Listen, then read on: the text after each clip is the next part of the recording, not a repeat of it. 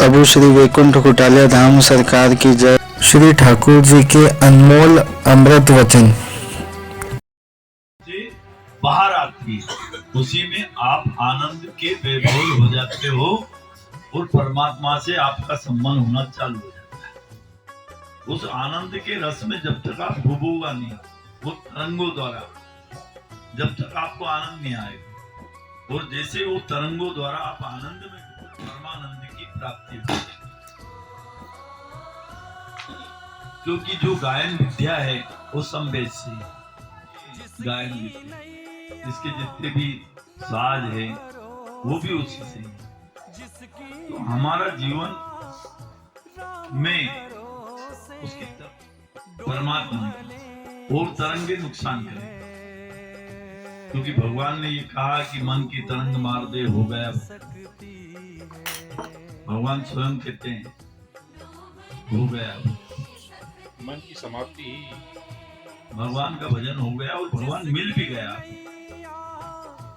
भगवान ये नहीं कहता परिवार को छोड़ दो, माता पिता को छोड़ दो, रिश्तेदार को छोड़ दो, किसी को छोड़ने की जरूरत नहीं।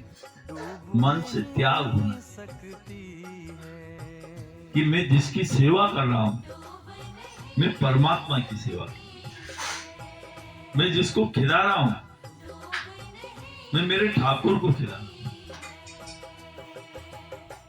मैं कपड़ा धो रहा हूं, हमारे मन में ये भेद नहीं होना चाहिए कि मैं माँ का कपड़ा धो रहा हूं कि पिता का धो रहा हूं। पत्नी को ये भेद नहीं होना चाहिए कि पति के कपड़े धो रही हूं, मेरे ठाकुर के कपड़े धो। और पति भी अपनी पत्नी ये विचार होना चाहिए कि मैं ठाकुर की सेवा। परमात्मा वैसे ही मिल जाएगा, आपको कुछ करना ही नहीं पड़ेगा। भोजन बनाते हो आप, तो भोजन ईश्वर के लिए बनाओ, वो भगवान का प्रसाद हो। क्योंकि हम भोजन, कुछ लोग तो ये करते हैं कि भोजन बना रहे हैं खाएंगे, तो इस में कि जो भोजन अपने लिए बनाता है वो पाप को ग्रहण करता है, और जो भोजन मेरे लिए बनाता है वो प्रसाद को ग्रहण करता है। 5वां अध्याय में गीता का है, और कहीं नहीं, भगवान कृष्ण ने कहा, वही बात को अपन चर्चा कर रहे हैं। तो हमारे जीवन में सब हम जिधर देखें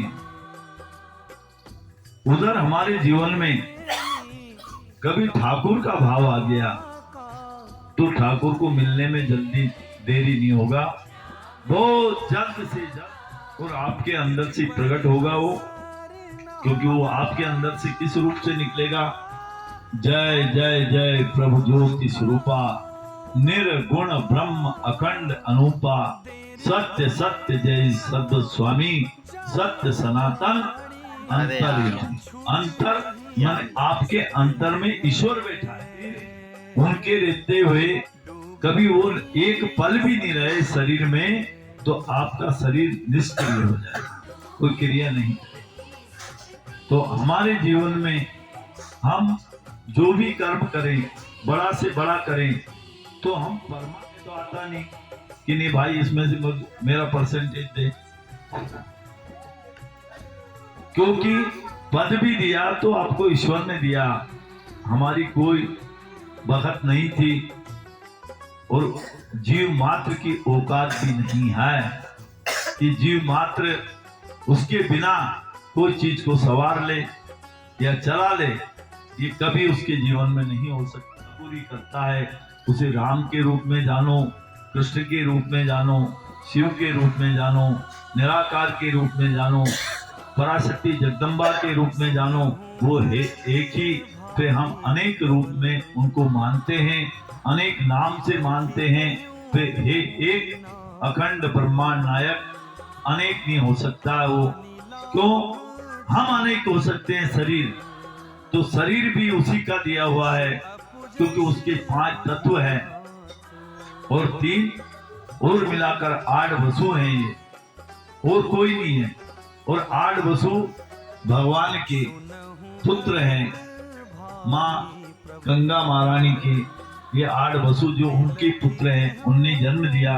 माँ नारायणी गंगा के रूप में इस मृतलोक पे आई थी भागीरथ के तप के कारण, और उसकी तप उसने निष्काम किया था, इसलिए माँ आई और उसकी हजारों पीढ़ी की हड्डियां पड़ी थी उनको भी काट दी उसने। जैसी वहां से बहकर गई तो उनके पूरे को मुक्त कर दिया उसी समय। तो वो इसलिए आई थी। तो आप भी उस समय तो उनको हजारों वर्ष तप करना पड़ा जब वो माँ यहाँ पधारी थी मृतलोक पे, क्योंकि ऐसे तो गंगा 300 बिलियन है पे, हमारे यहाँ तो एक ही गंगा आई थी, उसने अनेक गंगा बना दी। तो हमारा मन हमेशा शीतल रहे, किसी के प्रति द्वेष नहीं रहे। हम भले कोई सा भी भजन गाएं तो हम उसको ईश्वर में देख लें तो हमको वही आनंद प्राप्त हो जाएगा। कोई भी म्यूजिक बज रहा है हम ईश्वर के रूप में देख लें, क्योंकि जितनी भी सामान विज्ञान ने यह बनाया है तो आपके द्वारा बना है, विज्ञान ने नहीं बनाया, आपके द्वारा। और आपकी चित्त से और बुद्धि से उसको उत्पन्न किया गया और हृदय से वो निकला, क्योंकि संसार में सब कुछ तुम्हारे कि भगवान है। गलती ये भगवान को जानने की जरूरत नहीं, क्योंकि हम क्या जान पाएंगे। उनको 88,000 ऋषि नहीं जान पाए, मुनि नहीं जान पाए, सारे सिद्धगण नहीं जान पाए, तो हम क्या जान पाएंगे उनको। बड़े बड़े महापुरुष यहाँ से चले गए, वे परमात्मा को नहीं जान पाए। परमात्मा ने जिसको जनाया वही जाना। जानो जहां देव जनाई, क्योंकि वो देव के रूप में, देवता अलग है और देव अलग है। पहले तो ये हम जीवन में समझ लें, देवता देव है वो स्वयं नारायण है, देवादि देव। और महादेव के आगे क्यों लगा महादेव? आज तक किसी के आगे लगा महादेव है?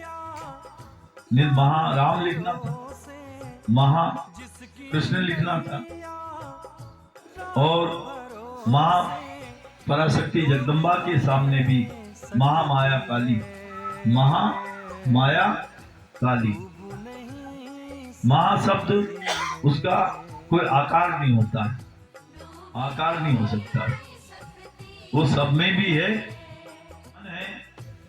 वही ठाकुर है, राम के दो, ठाकुर के दो, नरसिंह के दो, बावन के दो, परशुराम के दो, जो भी आपको लगे वो के दो मन को।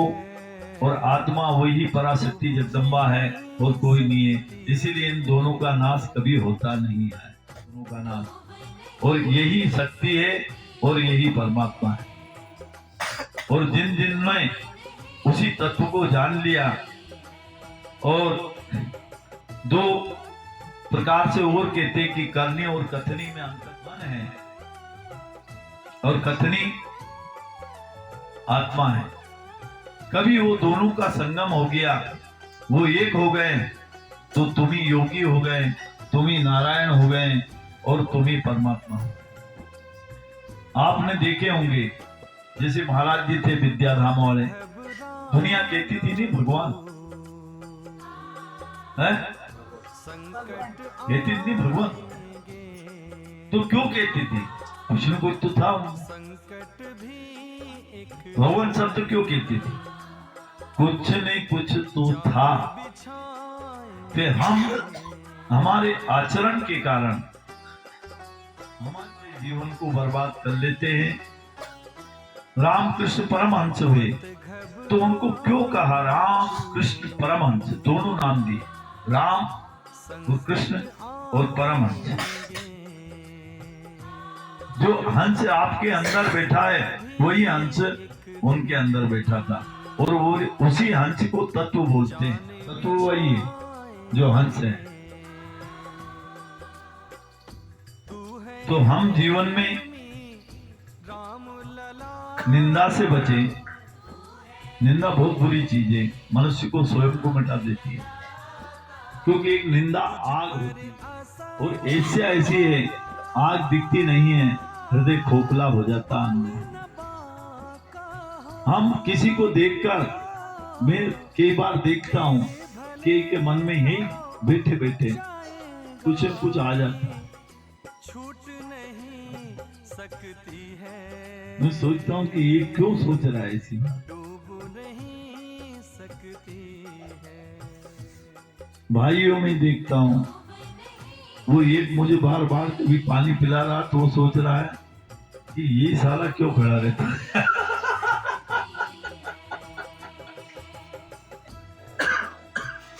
कोई ने मुझे गुलाब जामुन खिला दी तो वो कि हमारा हाथ से क्यों नहीं खाई।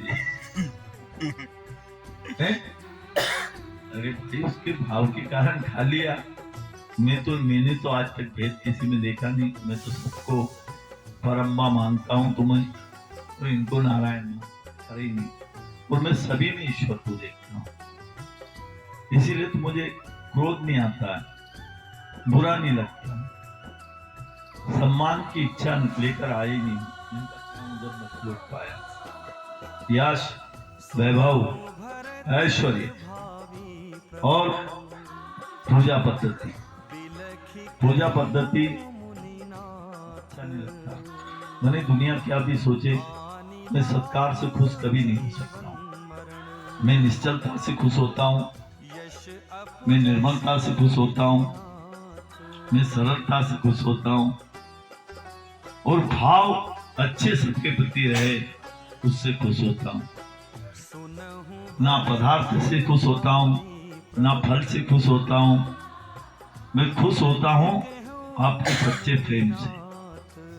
उस प्रेम में मिलावट नहीं हो, क्योंकि उस मिलावट से मुझे बहुत खटकती है। क्योंकि मिलावट तुरंत वो नजर में आती है और मैं मिलावट के लिए आया ही नहीं हूँ। मेरे जीवन में अभी तक किसी को आदेश नहीं किया। आदेश सुनता हूँ, फिर आदेश नहीं करता। आदेश का पालन करता हूँ, प्राण की आहुति दे सकता हूँ मैं आदेश पे, अपने प्राण की। तो उसके लिए अपने प्राणों की आहुति देने के लिए हमेशा खड़ा रहता हूँ। मेरा सम्मान धूलमिल हो जाए, फिर मेरा जो प्रेमी है उसके सम्मान पे कभी आंच नहीं आने देता। दुख संसार का मुझे चारों तरफ से घेर ले, मुझे स्वीकार है, फिर मेरे है और मेरे जो प्रेमी हैं उनके लिए दुख को मैं झेलने के लिए खड़ा हो जाता हूं और उसे स्वस्थ सुखी करने की और आनंद के तत्परी खड़ा है। और कहीं भी रहूं, किसी भी जगत में, इस धराधाम पे, तो सबके पास मौजूद रहता हूं।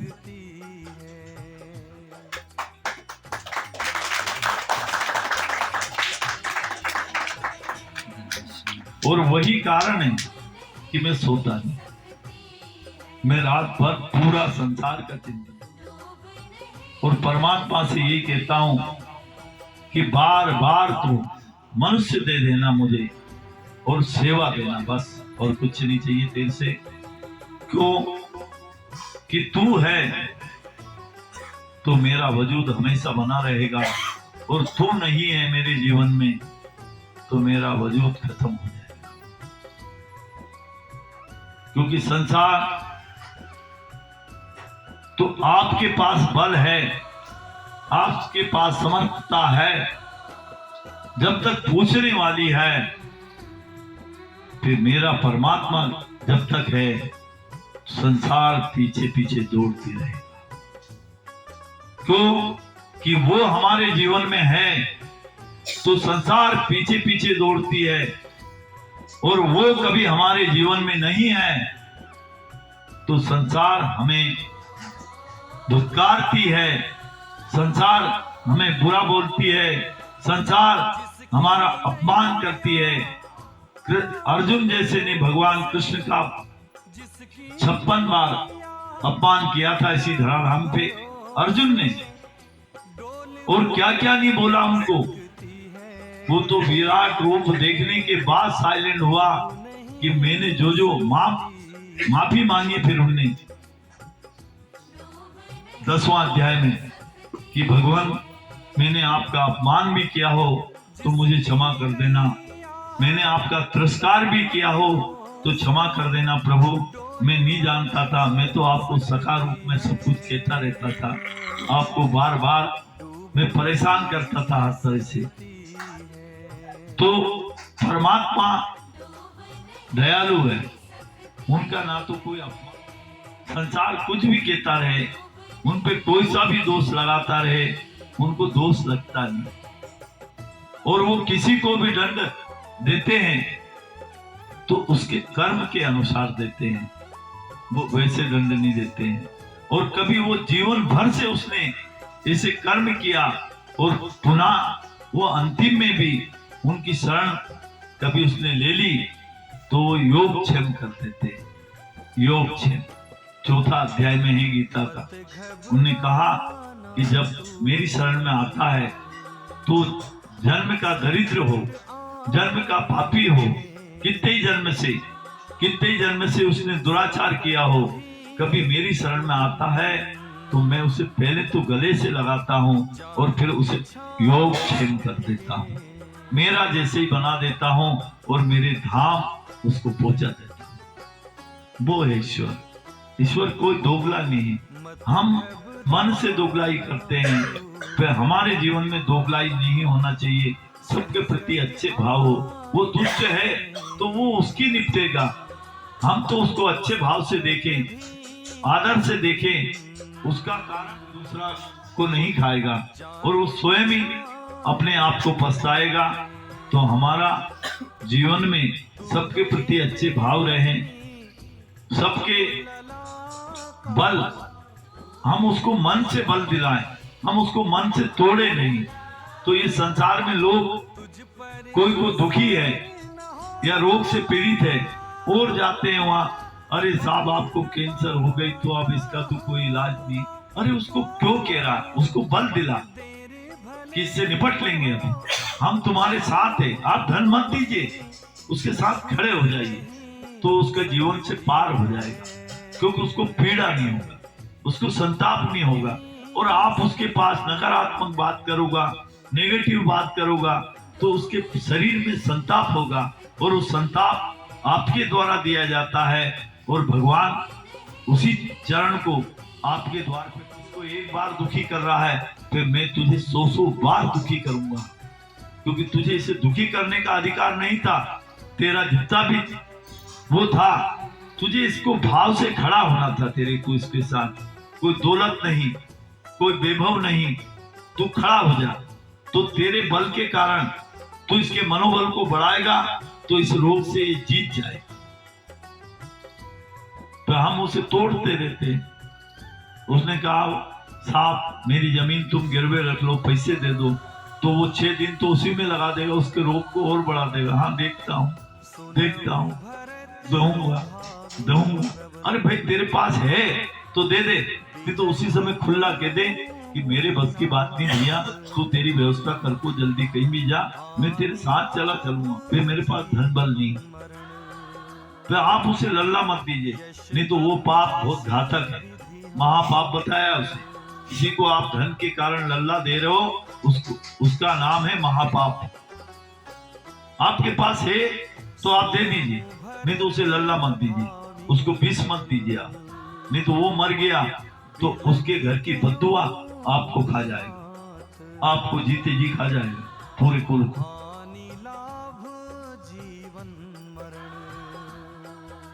मैंने तो जीवन में किसी ने बुरा बोला तो उसको अपमानित नहीं कर, उसका सम्मान ही कर। आज तेरा समय है तो अपमानित कर ले, तो मैं क्षमा चाहता हूं तेरे से कि मेरे से गलती हुई होगा, इसलिए तू मुझे अपमानित कर रहा, कर ले, फिर अब तो क्षमा कर दे। क्या है, बड़ा वही है जो छोटा बन जाता है। महान है वो, भगवान से भी महान है, तो वहां तक कह रहा हूं।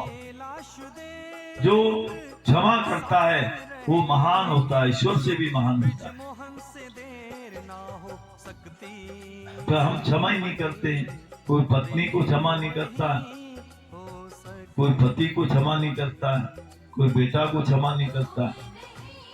और तुमने उसका पनिशमेंट देखा होगा इस संसार में।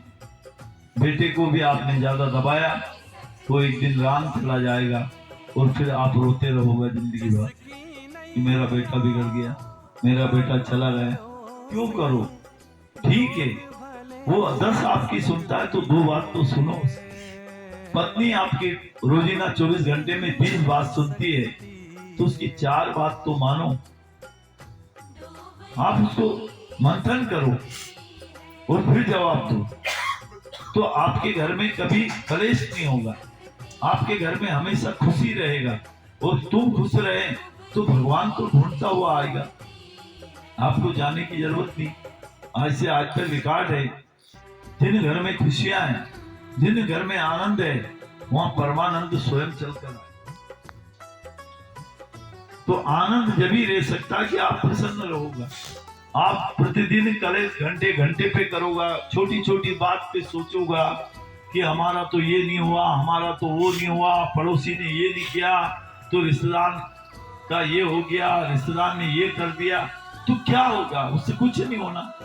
और आपकी विकृति लानी है दिमाग में, और वही विकृति आपका जीवन को बर्बाद कर देगी। तो आपसे ये प्रार्थना है कि हम सहजता को लाएं। कोई नहीं लूट सकता है। आप चतुर रहें, फिर चालाक नहीं होंगे। चतुर रहें, भगवान राम चतुर रहे हैं। यहाँ भगवान कृष्ण ने चतुराई से कौरव और पांडव का युद्ध करवा दिया, चतुराई से। और कोई उसमें नहीं थी, चतुराई की थी हमने, हर जगह चतुराई की। और चतुराई से अर्जुन को हर जगह से वरदान दिलवा दिया, चतुराई से। नहीं तो कर्ण वो था, कहां लगे? भगवान कृष्ण भी काम जाते अर्जुन कर्ण के सामने एक बाण, अनंत बाण से ऐसे अर्जुन जैसे करोड़ों पैदा हो जाते तो उसका बाल भी नहीं तोड़ सकते थे एक भी। कर्ण के सामने द्रोणाचार्य कांपता था, भीष्म पितामह कांपता था उसके कारण, और भगवान ठाकुर भी कांपता था उसके कारण, क्योंकि वो ऐसा भक्त था और ऐसी उसने विद्या को प्राप्त की थी और ऐसी शक्तियों को प्राप्त की थी कि उसका पूरा महाभारत बाल भी बांका नहीं कर सकता। तो वहां भी चतुराई की उसने, वहां भी दिलवा दिया और मां से कह दिया कि तेरे 5 पुत्र अमर रहेंगे। चतुराई से। तो आप भी चतुर लीजिए, मैं ये नहीं कहूं। जब भगवान चतुर रहा है इस संसार में तो तुम तो रह सकते हो, क्योंकि चतुराई से कोई दुष्ट आ रहा है तो चतुराई से निकल जाओ। अरे दुष्ट को आप बड़ा के दो बस, वो खुश हो जाएगा, आप निकल जाओगे। और उस दुष्ट से आप बहस करोगा तो भगवान के प्रति भी गलत बोलेगा, आपके प्रति भी गलत बोलेगा, आपका अपमान भी करेगा। तो उसे मैंने तो जीवन भर एक ही किया, कोई भी आया मैं माला पहना देता हूँ, रखा जोड़ लेता हूँ। जय हरि, जय माधव।